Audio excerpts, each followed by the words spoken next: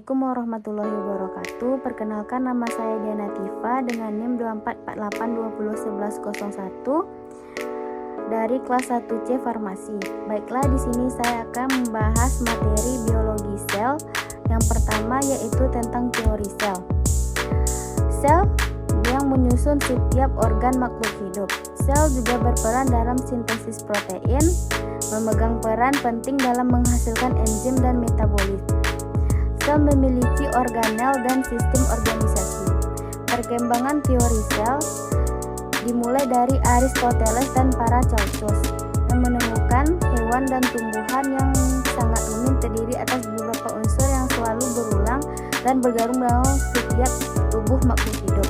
Dilanjutkan dengan Robert Hooke, Kirill Malpighi, Anthony van Leeuwenhoek, Herwig, Brown, Stegden dan Sekwan, Albert Kolliker, Birnbaum, Schleiden, dan diakhiri dengan Waldeyer.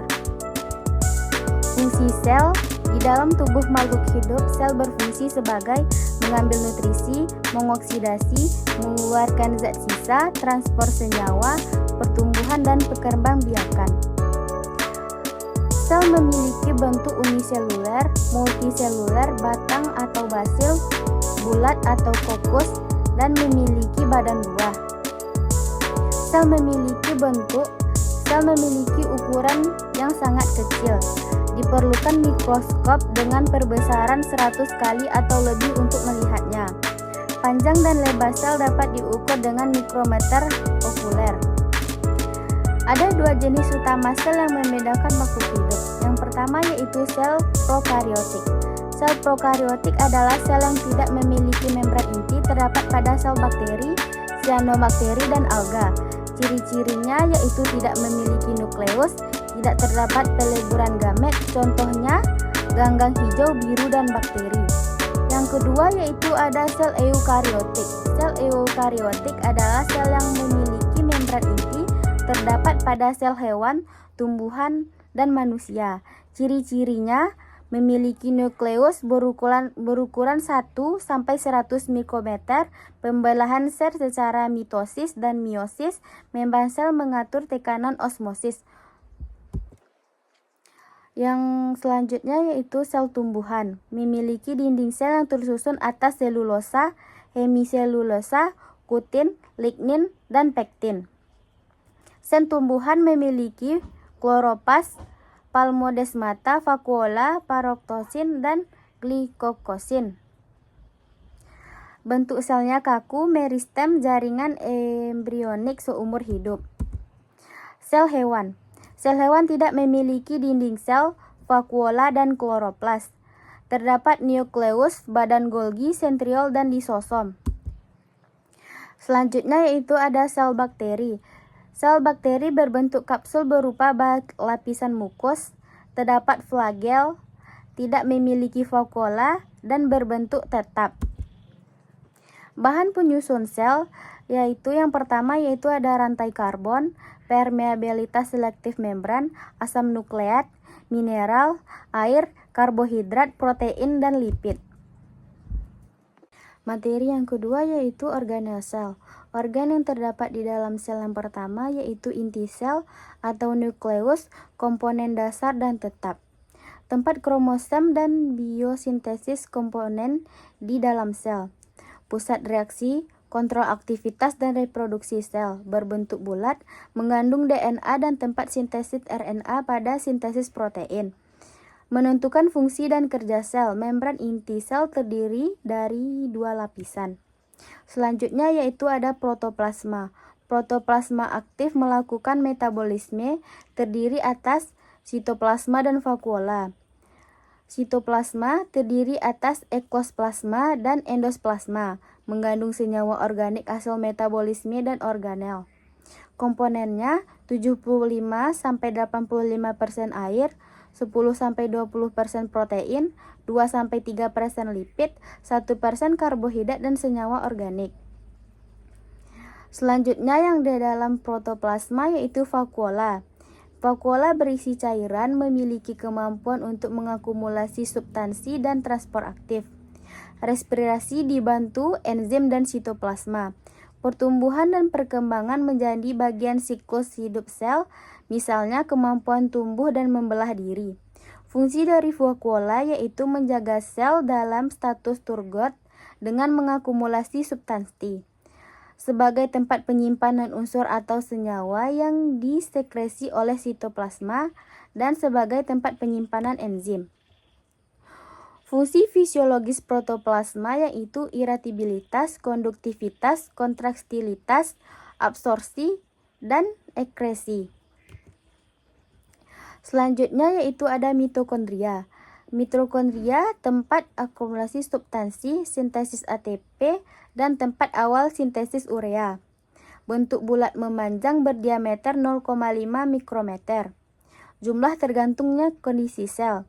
Penting dalam siklus asam substrat. Selanjutnya yaitu ada ribosom, mengandung asam nukleat yang berbeda dengan yang terdapat dalam kromatin di inti sel.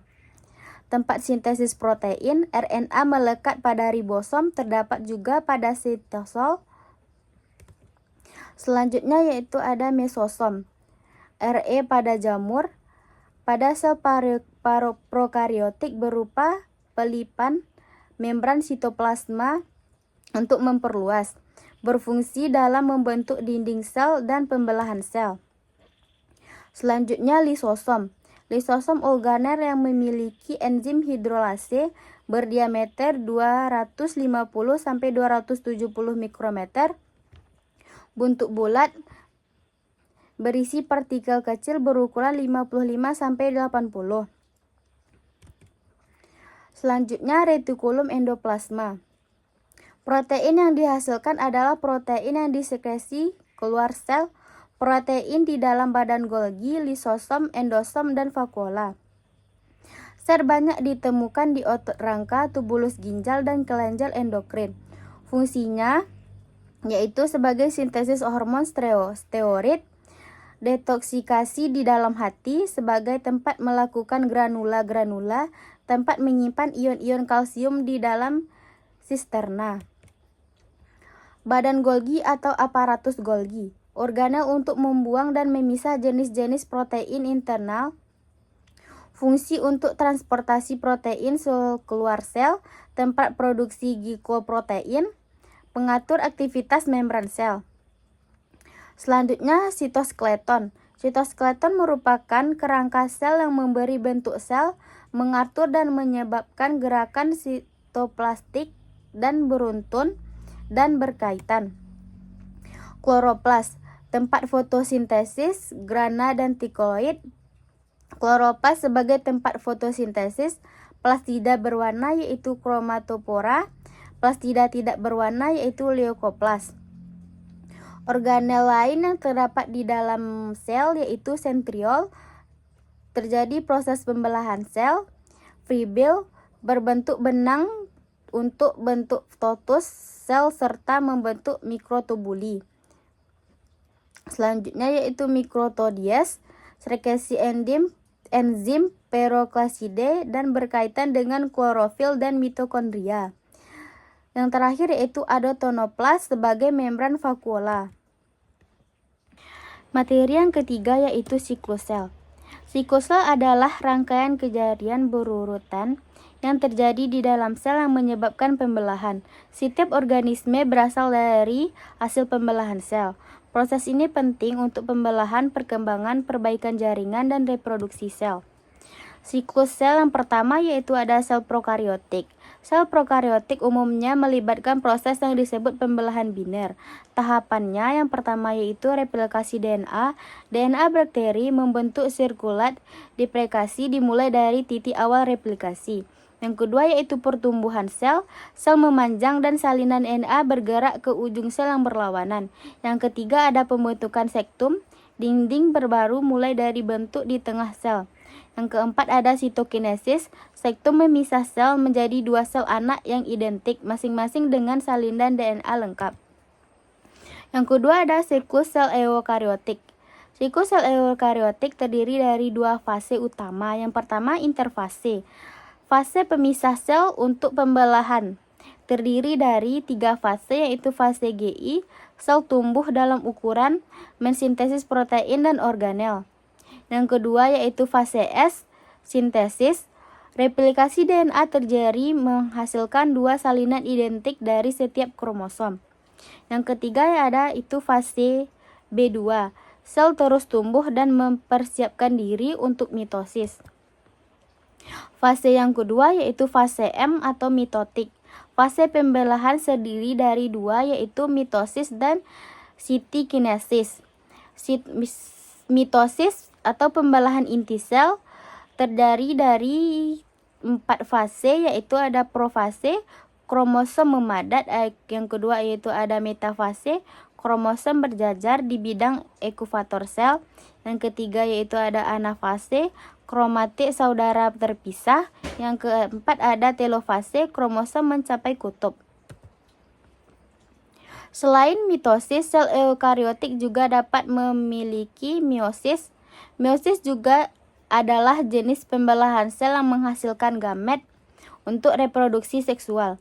Meiosis melibatkan 2 putaran pembelahan inti yang menghasilkan sel anak haploid. Haploid adalah sel dengan 1 set kromosom. Meiosis penting untuk menjaga jumlah kromosom yang konstan. Selanjutnya itu ada apoptosis. Apoptosis adalah kematian sel propaganda yang merupakan bagian normal dari perkembangan dan pemeliharaan organisme. Sel yang rusak tidak dibutuhkan akan mengalami apoptosis untuk mencegah kerusakan lebih lanjut. Nekrosis adalah kematian sel akibat kerusakan sel yang tidak terkendali. Biasanya disebabkan oleh faktor eksternal seperti cedera dan infeksi. Gangguan siklus sel dan kanker. Gangguan pada siklus sel dapat menyebabkan pertumbuhan sel yang tidak terkendali dan dapat menyebabkan kanker. Sel kanker mengalami sinyal regulasi normal dan membelah secara berlebihan, membentuk tumor.